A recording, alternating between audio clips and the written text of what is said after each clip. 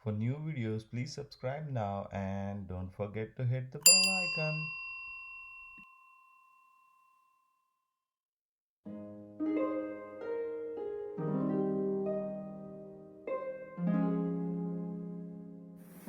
Hello friends, my name is Gyan and welcome to my channel. Today we're gonna learn Naukasam or boat pose. The benefits of doing this asana are it strengthens our core muscles and balance. So let's begin. First, lie on your stomach or belly. Lift your right foot slowly and now lift your left foot. Reach back and grab your both foots and look at the ceiling for 15 to 30 seconds.